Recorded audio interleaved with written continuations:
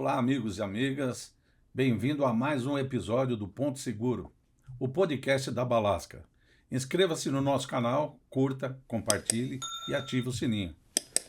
Como todos os outros episódios, nós hoje vamos abordar um importante tema sobre proteção respiratória e descartáveis.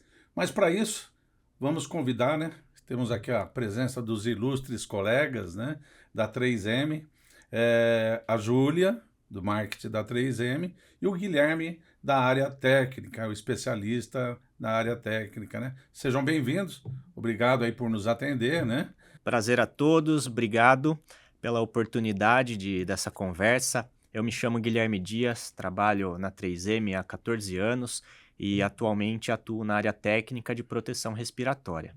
Obrigado, né, em nome da 3M pelo convite, é um prazer para a gente estar aqui hoje, Correia, todo o time da Balasca também. Meu nome é Júlia Esteves, estou na 3M há 13 anos, passei por várias divisões e nos 2 últimos anos responsável em marketing pelo portfólio de proteção respiratória. Que legal, que honra ter vocês aqui, né? Bom, hoje nós vamos falar aí sobre descartáveis, mas antes disso, né? Poderiam falar um pouco da 3M, até para as pessoas entenderem MMM, né? E o que significa, a quantidade de portfólio de produto que tem a 3M, né? Você poderia falar? Bom, a 3M é uma empresa global, foi fundada em 1902 em Minnesota, nos Estados Unidos. É uma empresa que no Brasil, esse ano a gente celebra 78 anos de atuação aqui no Brasil. É uma empresa muito conhecida por diferentes plataformas tecnológicas, né? Então, hoje a gente tem a composição de 3 grupos de negócios. Acho que grupo de consumo com marcas emblemáticas, né? A gente fala aí Post-it, Scotch-Brite. A parte de eletrônicos também é um outro grupo que a gente tem. E o nosso grupo, que é o grupo industrial, que tem diversas famílias de produtos, entre elas a parte de abrasivos, a parte de eletrônicos. E aqui a gente está na área de segurança. No Brasil, a 3M tem hoje 4 plantas industriais. A gente tem planta em Ribeirão, em Sumaré, Itapetininga, em Manaus.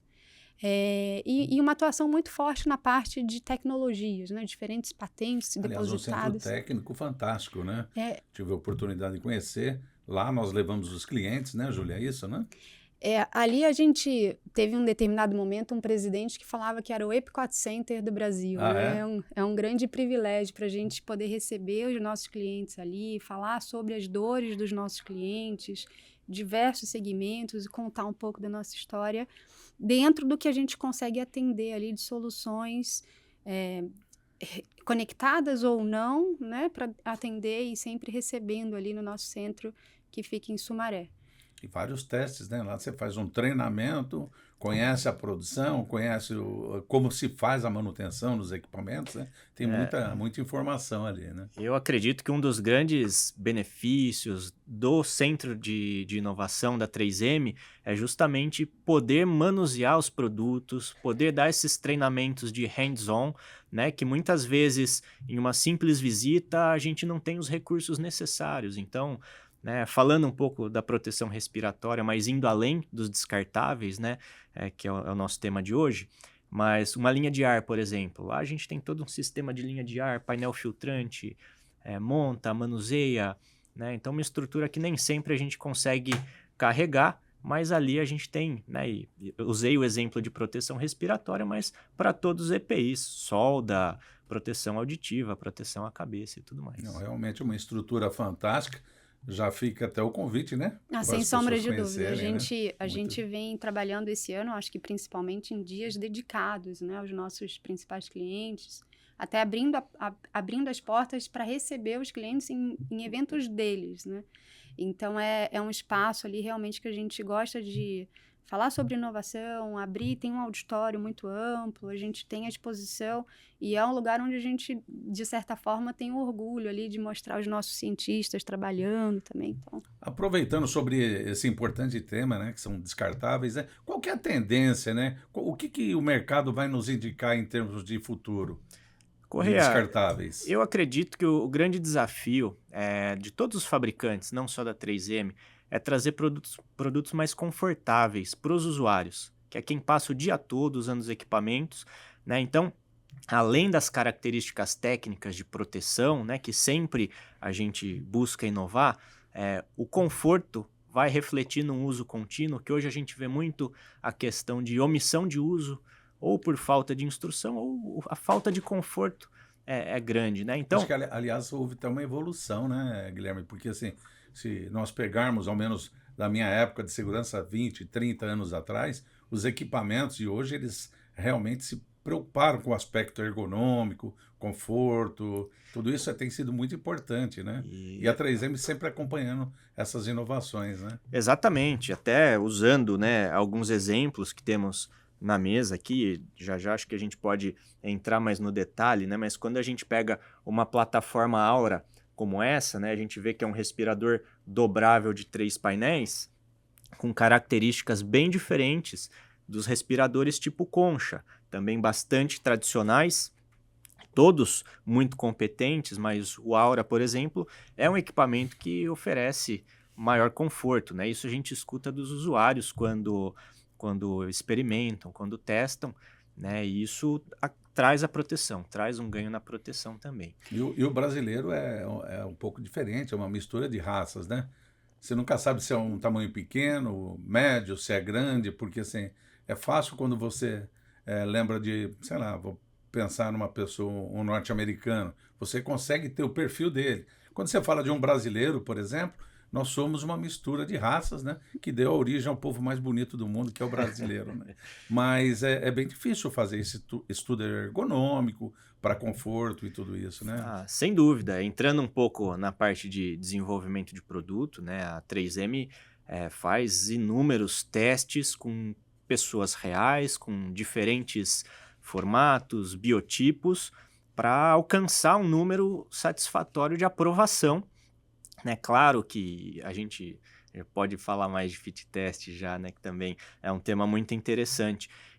Mas o que vai dizer se vai vedar no usuário é o ensaio de vedação, né? E dependendo da população que vai ser testada, o resultado pode ser de mais ou menos aprovações, mas a gente tem um perfil de quantidades de pessoas com diferentes tamanhos de rosto para que a gente teste antes de lançar qualquer respirador, né? Então a gente tem toda essa preocupação para que atenda a um número satisfatório de usuários, sempre um desafio atender a um número grande de pessoas, mas tudo que é possível fazer nos bastidores, a 3M trabalha no desenvolvimento dessas soluções. Nós falamos de tendência, mas também tem um histórico, né? Tem um histórico.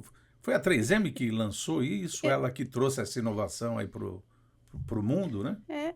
Eu ia até complementar um pouco, ainda falando de tendências, sabe, Correia? O que a gente vem observando é muito curioso no pós-pandemia. A gente passou por um momento muito sofrido, onde qualquer um Muito passou a ser um usuário de proteção respiratória. Todos começaram a dar um valor depois da pandemia, lamentavelmente, né, com o ocorrido, mas todos começaram a se preocupar com o tema. Imagina que de um dia para o outro, todos passaram a ser usuários de proteção respiratória. Foi um momento muito duro. E o mais curioso é que o ser humano ele tende a ter uma memória curta, né? A gente estava até estudando um pouco dos dados estatísticos. No ano de 2022, houve uma queda no número de afastamentos por causas respiratórias, mas no pós-pandemia, por incrível que pareça, houve um crescimento de 35% nas taxas de casos de afastamentos ou de doenças ocupacionais levadas, né, provenientes do trato respiratório. Então, talvez o que a gente possa colocar aqui como semente né, para onde que a gente precisa chegar, por que a gente está tão preocupado em desenvolver não só o respirador descartável, mas qualquer outro EPI que seja o mais confortável possível, porque a gente precisa que aquele EPI ele seja usado e bem usado. E para isso ele tem que estar confortável. Por isso que vocês fazem um trabalho completo, né? Porque não adianta fornecer o equipamento de segurança. Você tem que fazer com que as pessoas utilizem, né? Exatamente, Correia. E esse é o grande desafio, né? Talvez quando a gente fale de uma plataforma que está quente, né, e tem um risco de queimadura iminente, ou o próprio acidente de queda, é muito visual, é muito tangível.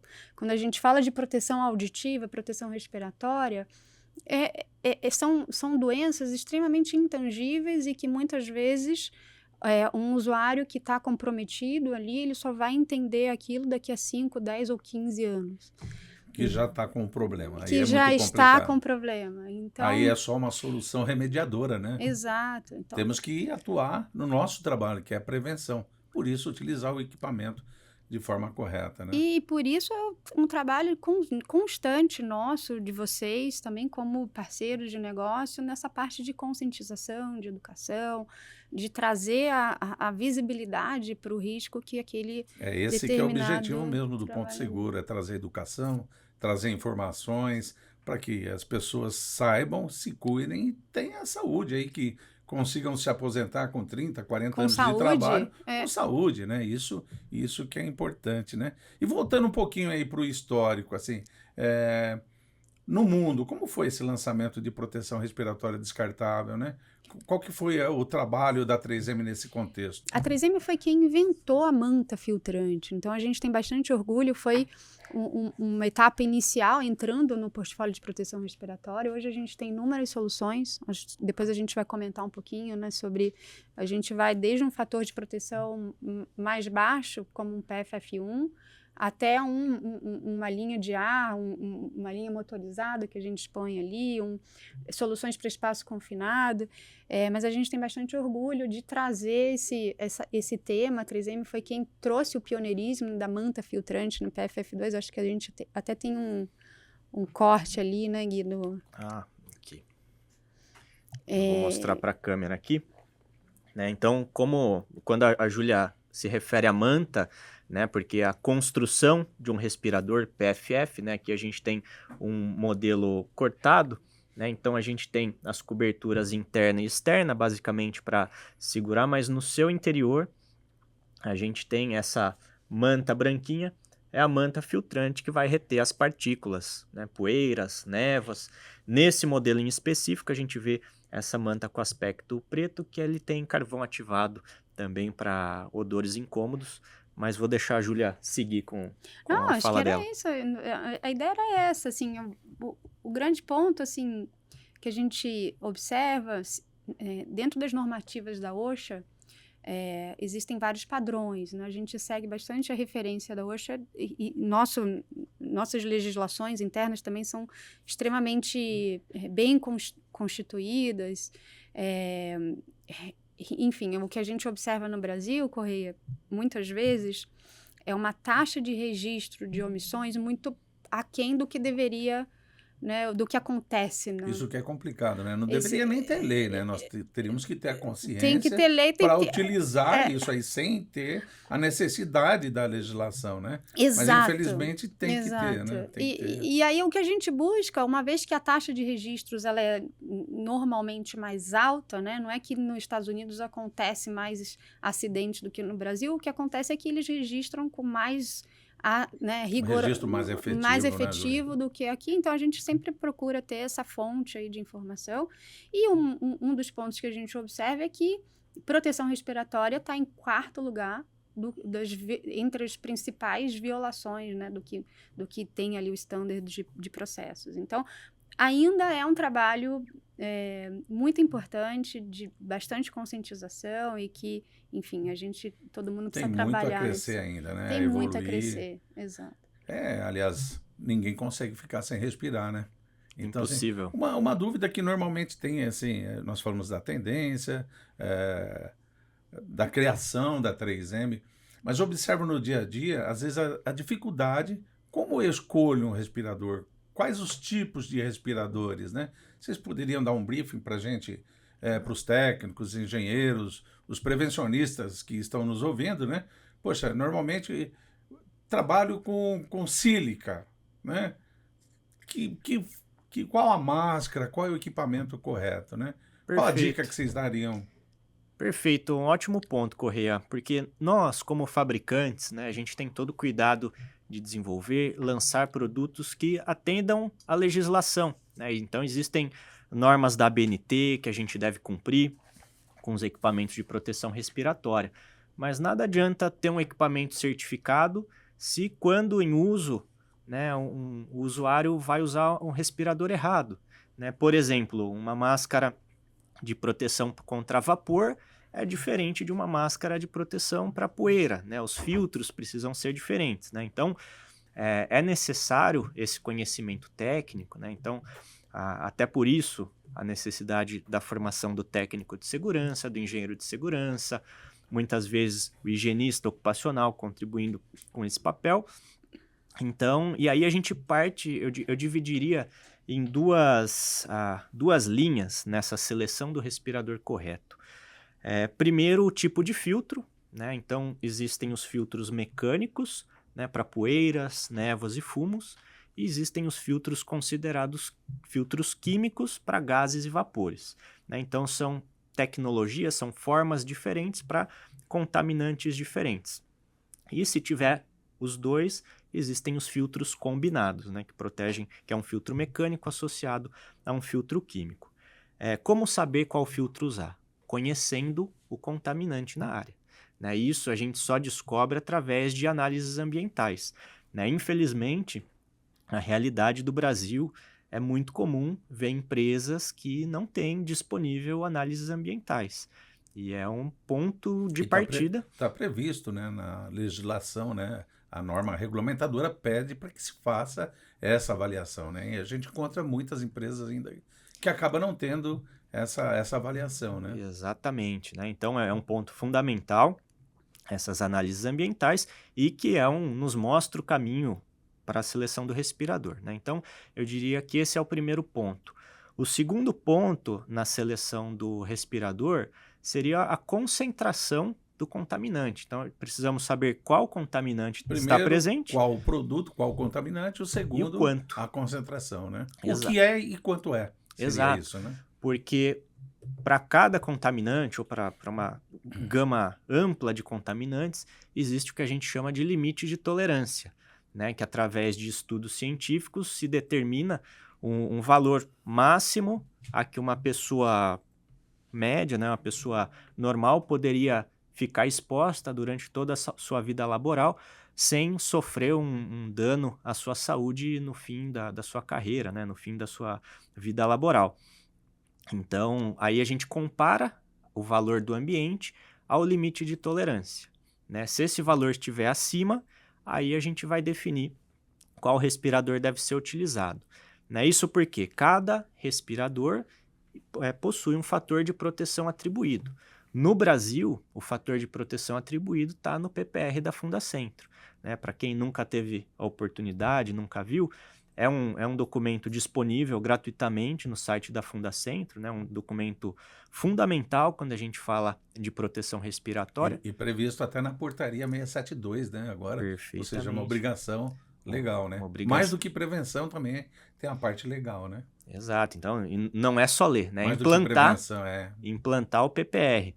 Então, esses fatores de proteção atribuído, não é a 3M que define, não é a Balasca, tá lá na Fundacentro, que é um braço técnico do governo, né, e publicou esse documento que está efetivo aí e obrigatório através da portaria 672. Então, entrando um pouco mais, né, para a gente ter uma referência do fator de proteção atribuído, um respirador PFF1 tem fator de proteção atribuído de 5. O pessoal confunde muito PFF1 com P1. Você poderia dar um briefing também disso aí? Perfeito, né? Qual a diferença de uma PFF para um P, né? Um PFF1 para um P1, PFF2 para o P2, PFF3 para o P3. Ambos são nomenclaturas para filtros mecânicos, filtros que são destinados a poeiras, névoas e fumos, dependendo do tipo de filtro. Mas PFF é o que a gente chama de peça facial filtrante, né? Onde o filtro vem no formato que o usuário consiga vestir.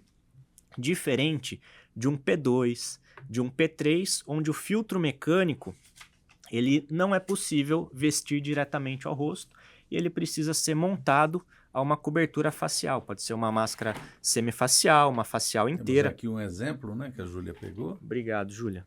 Né? Então, aqui no caso, a gente tem um P3 acoplado a um respirador. Né? No caso, a família SecuriClick.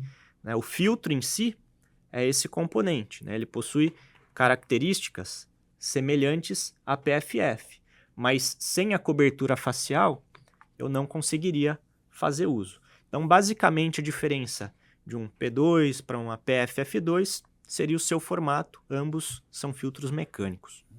Você falou algo muito importante, a gente observa que às vezes as pessoas têm dúvida, qual que eu vou usar? Vou usar o que dá maior proteção respiratória.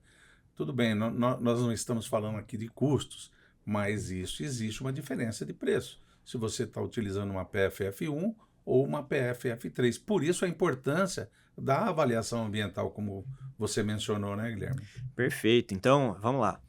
A PFF1 normalmente recomenda-se para poeiras e névoas, PFF2 e PFF3 para poeiras, névoas e fumos. Então, por exemplo, fumo é um contaminante muito comum no processo de soldagem. Então, aí, logo de cara, a gente vê que uma PFF1 já não é uma boa opção para operações de soldagem. Agora, da PFF, agregando uma informação a mais, então a PFF1, o fator de proteção atribuído é 5. PFF2 e PFF3, o fator de proteção atribuído é 10, ou seja, podem ser usados em concentrações até 10 vezes o limite de tolerância de um determinado contaminante. Mas voltando ali, quando usar uma, quando usar outra, de acordo com a NBR 13698 de respiradores descartáveis, que é a norma ABNT que os respiradores devem cumprir no Brasil, existe uma diferença de percentual mínimo de filtração de partículas que a manta, o respirador, deve apresentar nos ensaios de laboratório. Então, uma PFF1 deve filtrar no mínimo 80% das partículas geradas no teste, PFF2 no mínimo 94% e a PFF3 no mínimo 99%. Então, a gente vê que é uma sequência crescente, a PFF3 é a que mais filtra. E aí muita gente pensa, então vou logo usar a que filtra mais. Vou numa PFF3. Numa PFF3 que eu só tenho a ganhar.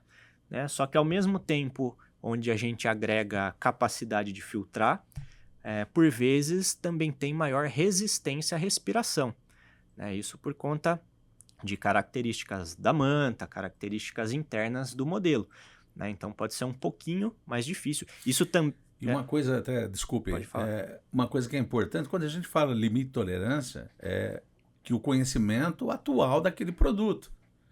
Continua a ciência, as pesquisas continuam estudando, Hoje em dia a gente vê aí pela ACGH, que alguns pós de madeira hoje já são prejudicial.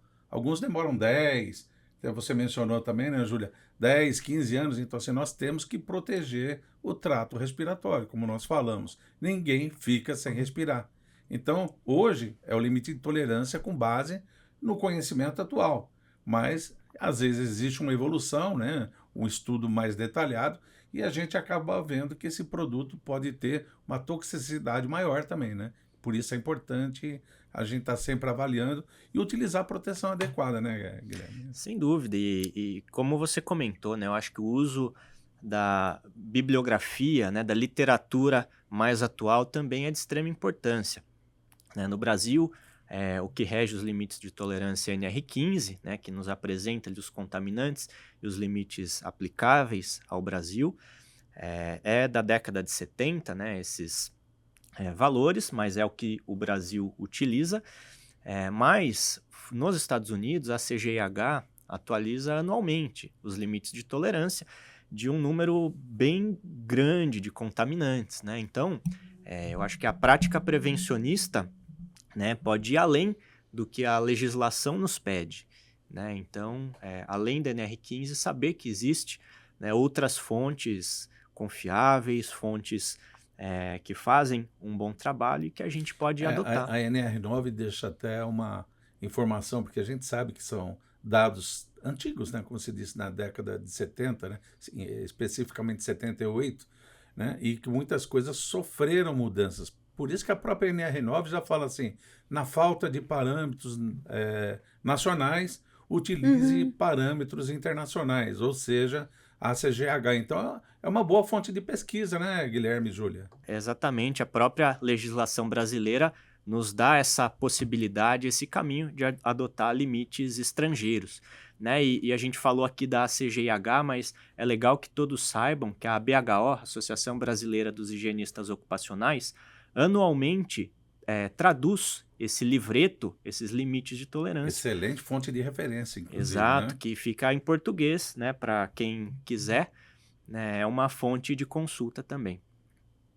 É muito bacana, essa pergunta é super importante, né, Correia? O que a gente, talvez você me permite aí um complemento, quando a gente fala de qual que é o melhor EPI, né, e obviamente observando todos os fatores, limite de tolerância, uma vez que chega-se à conclusão de que é possível usar uma linha descartável, é possível seguir por um PFF2 ou um PFF3, talvez o principal ponto que a gente precisa trazer é a questão da vedação. Se um respirador ele não está vedando, aquele trabalhador ele está exposto. E muitas vezes o que a gente ainda se depara você vai numa linha de produção e né, por mais que a gente fale de conscientização, da portaria 672, talvez a gente possa aprofundar um pouco no que tange a obrigatoriedade do ensaio de vedação. O respirador está aqui. Só não está no lugar que deveria estar, né? Isso acontece. Muitas vezes na cabeça, né, Júlia? Peraí que eu vou te falar alguma coisa, e aí faz assim, aquele segundo, né, já foi suficiente para que ele inalasse. Se você estiver numa área contaminada. Aquele contaminante. Então, assim, talvez, uma vez que a gente chega à conclusão de que é um usuário de um Aura, por exemplo, ou um Concha, o que é o principal? O que a 3M preza? A gente, e aí não só falando de respiradores, mas todos os EPIs, a gente tem uma preocupação muito, muito nobre de trazer o requisito do conforto. A gente precisa trabalhar para que aquele colaborador, ninguém quer usar um EPI, né? A gente acorda e, olha, ninguém nasceu com EPI. Então, se existe a necessidade de usar um EPI, que seja o EPI mais confortável possível, que trate da questão de respirabilidade, por isso que a gente fala do tratamento da manta filtrante, que ele né, se você compara o respirador da 3M com outros fabricantes do mercado, a gente... É isso que eu ia fazer até uma pergunta, Júlia. Existem vários modelos, várias... o grande segredo, pelo que nós estamos conversando, vocês estão nos passando, é a manta. Eu diria que são vários segredos, né? Assim, a gente tem os nossos cientistas que observam qual que é, por exemplo, por que foi desenvolvida a plataforma Aura, né? Primeira plataforma de descartáveis 3 painéis. Porque a Aura é uma invenção da 3M, né? É uma patente 3M, e aí são inúmeros fatores, né? O design, ele envolve qual que é o movimento da pessoa quando ela está respirando, quando ela está falando, quando ela está abaixando. Aí a gente tem toda uma preocupação, né, com o que tange a vedação. Você começou o nosso papo de hoje falando de que cada um tem um formato, rosto talvez diferente. Eu vou pegar meus 3 aqui, né? Talvez o americano, não sei, tem um pouco mais de linearidade, né, entre os formatos. O brasileiro muda, assim como a gente... nossa mistura de raças, né? Como cada um tem um tamanho de sapato, cada um tem um formato do rosto. Isso deve né, ser levado em consideração. E aí a gente vai além. Se a gente fala de conforto, a gente está falando do design, a gente está falando de uma válvula de exalação, por exemplo, que traz todo um benefício de ganho térmico dentro do respirador. A gente está falando de como ele está selando, né, aqui na parte, como que ele está na parte do nariz, como que está a questão de compatibilidade entre os EPIs, que isso é de suma importância. Então, são todos esses fatores... São vários fatores que integram a qualidade da 3M. Exato. Parece algo simples, diria para né? a seleção, mas é um estudo de extremamente científico, né? Sem bastante dúvida. científico, Sem né? dúvida. E até aproveitando aqui, né? Nós estamos falando de vedação, falamos, né, Guilherme, da portaria 672, da importância do programa de proteção respiratória, dos testes qualitativos e os quantitativos, né? Então, assim, uma pergunta. Nós temos aqui o Concha, certo? Da 3M, e nós temos o Aura.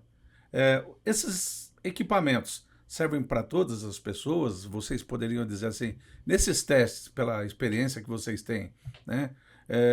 Esse aqui se adaptaria a todos? Ou qual que é a importância do qualitativo no quesito escolher o equipamento adequado? Legal, Correia. Bom, para qualquer respirador, é muito complicado a gente afirmar que ele vai proteger a todos, vai vedar em todos os rostos, justamente por essas diferenças de biotipos, né, de características que a gente comentou entre cada pessoa. Mas a única ferramenta, né, ou a ferramenta amplamente usada, né, e reconhecida cientificamente para afirmar se o respirador vai vedar em um indivíduo ou não, é o ensaio de vedação, né? Então, a gente tem, né, existe... Hoje, Guilherme, pela sua experiência, sei lá, só para a gente pontuar aí, de 0 a 100%, como estão hoje as indústrias, todas estão fazendo, como que você enxerga? O ensaio de vedação, Isso. é difícil estimar um percentual, mas eu diria que... Ainda tem muito a evoluir, né? Tem muito a que evoluir. falta muito ainda Falta. para a gente chegar em 100% de ensaio de vedação nos usuários de respiradores. Eu vejo uma crescente aí na realização dos ensaios de vedação, principalmente após a publicação da Portaria 672 em 2021, né, onde lá está claro, Um reforço bem importante. tá bem explícito que usuários de proteção respiratória devem receber o ensaio de vedação. E então eu vejo uma crescente, mas eu acho, não ousaria afirmar um percentual, Correia.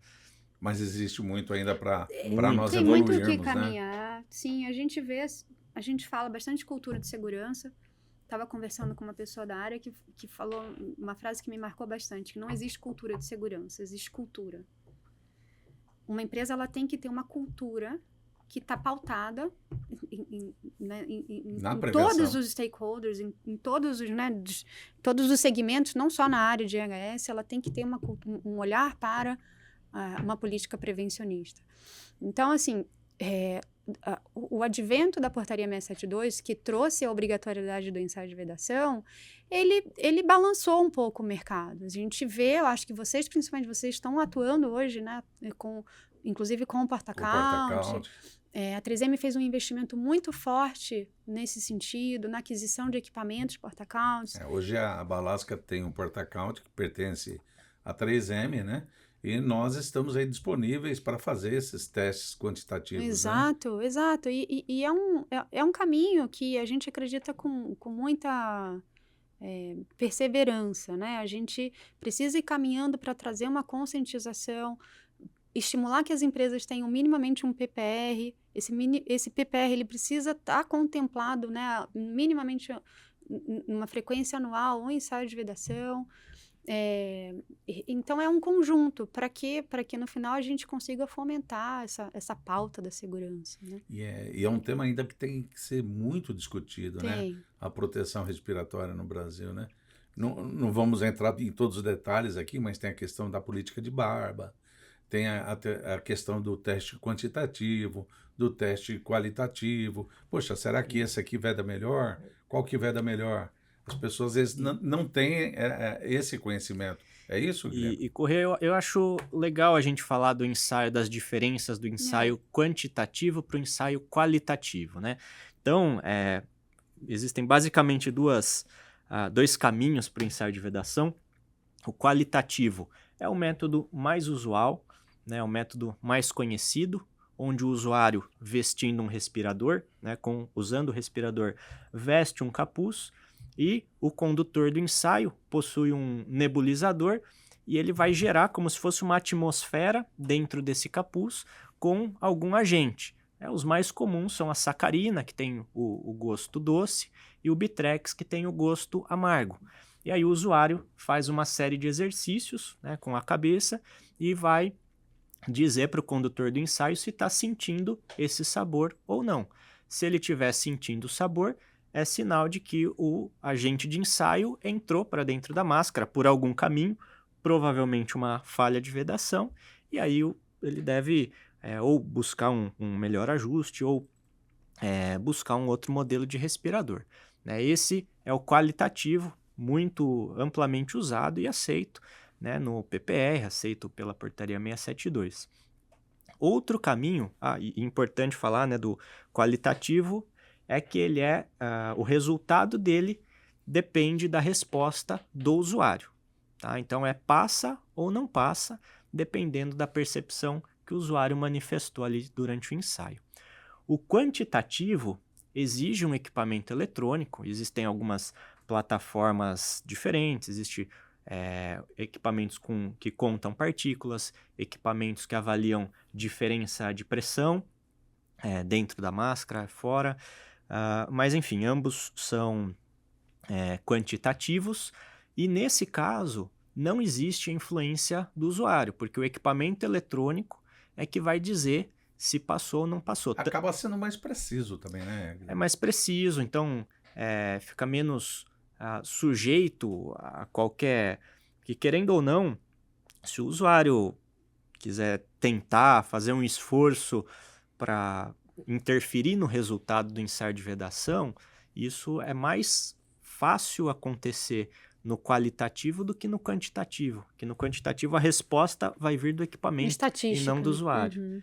Ele vai dar um valor ali de fator de proteção, se atingiu o mínimo previsto para um determinado modelo, então está aprovado. Uma coisa que eu acho sempre importante falar, embora nós estejamos falando de descartáveis, mas, por exemplo, se você não tiver um quantitativo na peça facial inteira, o que ocorre? Exatamente. Eu acho que é importante para as pessoas verem que tem uma redução do fator de proteção. Além de ser uma metodologia, né, segundo o PPR da Fundacentro, na sua última versão de 2016, né, a peça facial inteira, ela tem fator de proteção atribuído 100, apenas quando realizado o ensaio de vedação quantitativo. Se for realizado o ensaio de vedação qualitativo, o fator de proteção atribuído é 10, ou seja, é o mesmo de uma semifacial. Então, essa é uma grande diferença para quem é usuário, né, para as empresas que fazem uso da peça facial inteira. Além da exposição a contaminantes, corre o risco ainda de passivos trabalhistas também, né? Sem dúvida. Porque, de repente, não está usando a proteção adequada, né? Acaba expondo, né? Caso não tenha o respaldo técnico por trás, a empresa acaba se expondo, sem dúvida. E hoje, assim, qual que é a principal diferença dos respiradores da 3M descartáveis com relação ao que existe no mercado brasileiro? Falar um pouco da plataforma Aura, que eu acho que é uma plataforma bastante moderna e que tem atributos interessantes da gente apresentar, né? Acho que primeiro, como a Júlia comentou anteriormente, é esse formato 3 painéis, que quando ele está dobrado, fechadinho, na embalagem, né, ele tem esse aspecto dobrável, mas quando ele é aberto, ele forma como se fosse a concha, com o benefício de se movimentar, né? Porque uma das atividades, do que acontece no dia a dia dos usuários é a fala, na conversa com os colegas de área, na conversa com o encarregado. A própria movimentação do trabalho, né? Dia Para a dia exercer exige a atividade. comunicação. Exato. Então, esse design permite a movimentação do respirador, né? Que é benéfica do ponto de vista de conforto e é benéfica do ponto de vista de vedação também. Além disso, né? Ele traz uma válvula de exalação que a 3M denomina Cool Flow, que é uma válvula de alta eficiência. Para que serve essa válvula de exalação? Nós temos com válvula e sem válvula, Aura. Então, com válvula e sem válvula. tem os dois modelos aí. Tá? Né? Por quê? Porque nem sempre a válvula é aceita. Determinadas atividades onde... Então, deixa eu explicar o que é a válvula e já volto sem válvula para facilitar o entendimento do nosso público aqui. Porque a válvula de exalação, quando o trabalhador exala o ar, ele solta o ar que vem do pulmão, esse ar vem quente, vem úmido e tem uma tendência a se acumular no interior do respirador. Essa válvula, ela abre facilmente, permite esse ar quente e úmido sair e traz um conforto térmico maior para o usuário. Isso beneficia um uso prolongado, dá um conforto maior. Sem válvula, poxa, se é tão bom assim, por que a 3M tem um respirador sem válvula também? Porque em determinadas funções, né, você não pode... existe o risco de contaminar um produto, existe o risco de contaminar um paciente. A gente já citou aqui a pandemia de Covid-19, onde a válvula não era algo aceito, porque uma pessoa possivelmente contaminada, ao exalar o ar, e o ar contaminado ia sair do respirador e poderia contaminar outras pessoas. Então, por exemplo, no ambiente hospitalar, uma máscara sem válvula pode ser um caminho mais interessante para não contaminar um paciente, por exemplo.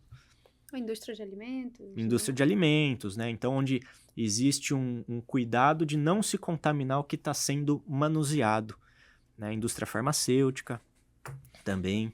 Então, assim, para uma atividade, por exemplo, para soldador, seria interessante a válvula, que daria um conforto maior para ele, um conforto térmico maior, é isso, né? Perfeito. Soldador é uma atividade quente, né? E crítica, né? A gente vive num país tropical, né? Uma boa área do Brasil, a gente tem um clima quente pela maior parte do ano, e essa válvula traz um conforto para todos os usuários, principalmente atividades intensas, né, de grande esforço físico, e ambientes naturalmente quentes, né? O ambiente de solda, por exemplo, é um deles.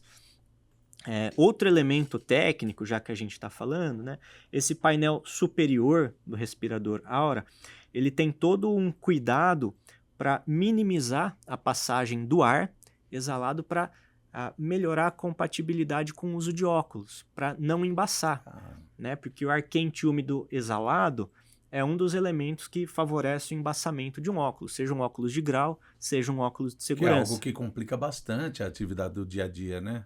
Embaçar Exatamente.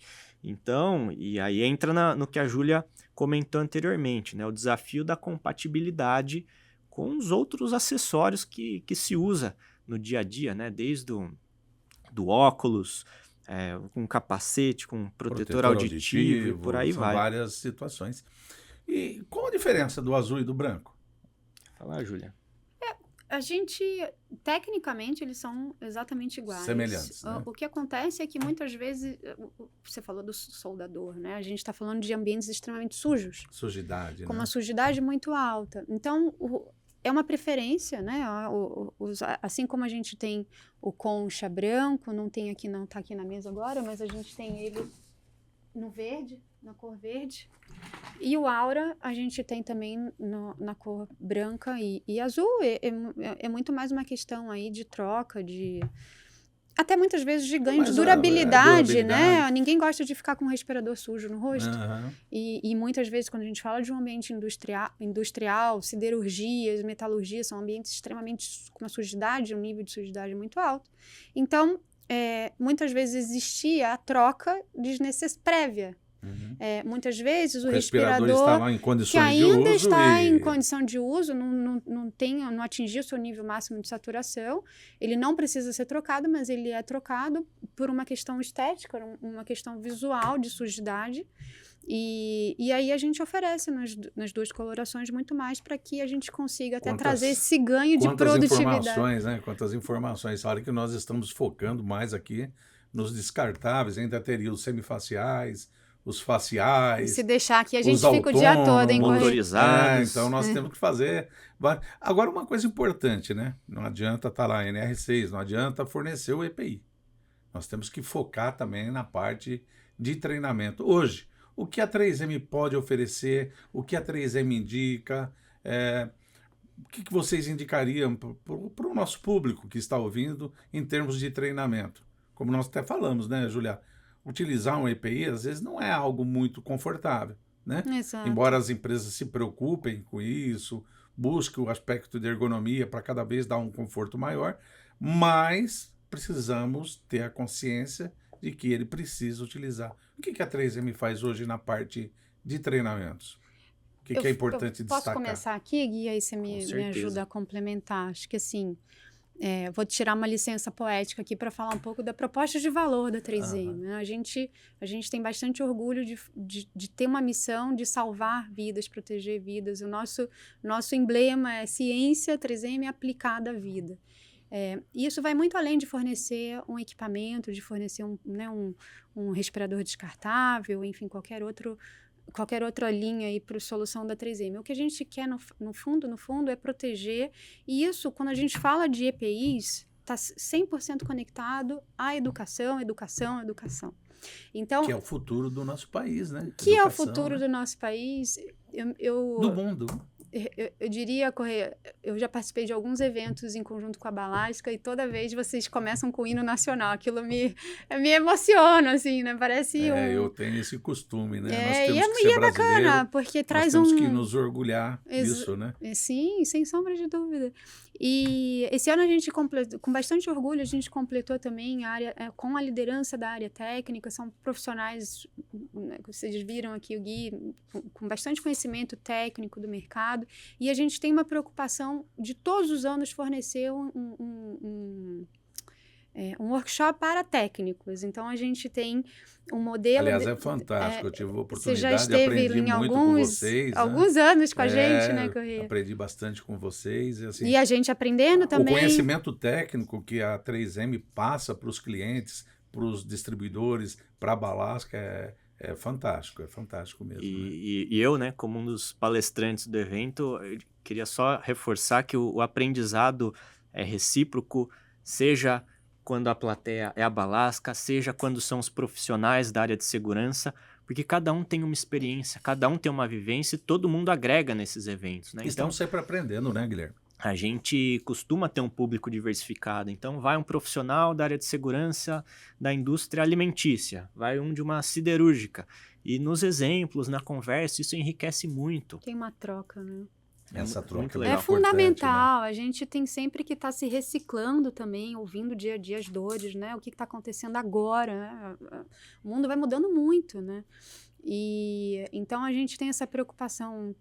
São 2 workshops generalistas, né? Um voltado para os nossos parceiros de distribuição, outro para os nossos clientes finais, onde a gente tem essa troca que o Gui bem colocou. Mas também trazendo né, atualizações de regulamentações, atualizações de inovações da 3M. Então, é um momento bem especial para a gente. E, além disso, a gente tem, né, voltando na sua pergunta, a gente tem números, a gente tem um canal no YouTube, onde a gente fala também, a gente falou bastante de ensaio de vedação aqui e lá, a gente fala... É fantástico, ensina né? também como fazer. É bem intuitivo, dá uma série de informações. Exato. A gente está lançando esse ano também uma plataforma digital vou até falar aqui em primeira mão, que é o Wear It Right, né, Gui? Exato. Onde a gente também fomenta o conceito de ensaio de vedação através de um aplicativo ensinando como fazer. Muitas vezes a gente vê a preocupação em fazer o ensaio de vedação qualitativo, mas não necessariamente seguindo todo o protocolo da Fundacentro. Então, ali também traz esse reforço, né, de todos os steps, todos os passos que precisam ser considerados. Além disso, a gente tem a nossa força de vendas. Hoje, nosso time ele tem um perfil de desenvolvimento extremamente técnico para que a gente consiga fornecer, passar também uma venda consultiva. Quanto que a gente consegue... E vocês dão suporte em todo o Brasil, né? Nós temos nossa filial em Camaçari, né? Nós temos os colegas lá, e nós temos sempre a equipe da 3M, a equipe técnica, sempre dando apoio, sempre conosco nos treinamentos, né? Eu vejo essa preocupação da 3M. Tem que ser assim, correto. E na parte de treinamento, nós estamos falando de proteção respiratória, mas para deixar claro para todo mundo que vocês têm infinitas possibilidades, né? A 3M, né, ela oferece soluções em diversos portfólios, né? Trabalho em altura, resgate, espaço confinado, proteção auditiva, proteção à cabeça, aos olhos, à face. A gente não temos todos os tipos de EPI existentes, mas temos uma gama bastante ampla, e essa iniciativa educacional de treinamentos se aplica a todos os portfólios que a 3M atua. Bom, hoje fica aí o convite para vocês voltarem, para a gente discutir mais produtos, né? Hoje nós estamos falando aí praticamente de descartáveis, mas tem uma infinidade de produtos, muitas informações que vocês trazem aqui, sempre de extrema relevância, né? Mas para a gente fechar o nosso podcast aqui, o que vocês acham que é importante que a gente passar de informação às pessoas que estão nos ouvindo aqui, na parte de proteção respiratória? De antemão, deixo claro, pode sempre contar com a Balasca, nós vamos estar à disposição, né? E a 3M, qual que é a recomendação para a gente fechar o tema? O que vocês gostariam de passar uma mensagem para os usuários aí? Falamos bastante de treinamentos, falamos de P1, a diferença P1 e PFF1, P2, P3, fator de proteção atribuída. Nossa, muitos assuntos, né, Júlia? Eu acho que, para fechar aqui a nossa conversa, é importante que todos tenham a ciência de que oferecer a proteção respiratória, oferecer um respirador ao usuário, não garante que esse usuário vai estar protegido, né? Porque passa pelo ensaio de vedação, passa por ter um PPR efetivo, não um PPR de gaveta, mas um PPR de fato implantado e rodando, e nem sempre os profissionais vão se sentir à vontade. Às vezes eu falo, né, pior do que não dar um EPI é você dar um EPI errado, né? Eu não sei, porque... Sem dúvida. Não é? A falsa sensação de segurança, né? O usuário acredita que está protegido, o empregador acredita que está protegendo muitas vezes, né? Mas de fato, na realidade não vai estar protegendo, né? Então, a importância de ter um PPR, e para quem não se sentir à vontade sobre esse tema, buscar recursos, buscar ler o PPR da Fundacentro, buscar os parceiros comerciais que dão esse suporte técnico, como a Balasca, como a 3M. Eu me lembrei até agora, vocês têm um trabalho, para mim sempre foi um balizador, né? Sempre faço pesquisa através dele e oriento assim nossos clientes. O guia de proteção respiratória eletrônico que vocês têm, né? É muito importante, traz bastante informações ali, né? Está disponível online, né? Qualquer um que fizer uma pesquisa online, guia de proteção respiratória 3M, vai aparecer. E aí tem lá os contaminantes. Em ordem alfabética, facilita bastante, né? Apresenta os limites de tolerância e indica o tipo de filtro apropriado ali para aquele contaminante. Às vezes a pessoa não sabe. Estou trabalhando com tal produto, qual o filtro? Então esse guia dá uma informação fantástica, né? Fundamental. Ajuda, facilita o dia a dia. Essa é a diria intenção. Que em uma outra oportunidade, talvez a gente possa aqui falar só sobre reutilizáveis, a gente fala também sobre software de vida útil, é uma dúvida Esse muito... software é muito bacana também, né? Talvez unânime, né? Vamos quando trocar... deixar o pessoal ficar curioso. Planta aqui a sementinha para o próximo. Eu também agradecer demais o convite, mais uma vez. Eu acho que para a gente é uma honra estar aqui. Se eu pudesse deixar uma mensagem final, quando a gente fala de proteção respiratória, a gente precisa falar de vedação. E vedação efetiva. Então, vamos deixar aqui a preocupação não só com o que tange a portaria 672, a legislação, mas a preocupação com a própria segurança daquele colaborador que está ali dedicando uma carga horária, muitas vezes de 8 horas. Ele precisa estar confortável, ele precisa ter a garantia de que aquele respirador ele está vedando nele e que ele tenha a sensibilidade, o conforto e né, a necessidade de usar aquele EPI da forma correta. Então, para fechar, eu digo aqui o quão é importante essa questão da vedação. A vedação. Bom, muito feliz de vocês estarem aqui, confiar na Balasca, isso é muito bacana. Às vezes quem está nos ouvindo não sabe da preocupação que existe para passar essas informações, né? Informação com segurança, trazer uma equipe, trazer os especialistas, né? Sempre com muito carinho, com muito respeito, né? A 3M faz isso de forma grandiosa, né? Eu agradeço muito o Guilherme, agradeço muito a Júlia, né? Obrigado por estarem aqui com a gente, por confiar na Balasca. É isso aí, confie em nossa empresa, somos a Balasca, 33 anos trabalhando na prevenção. Muito obrigado, até um próximo episódio.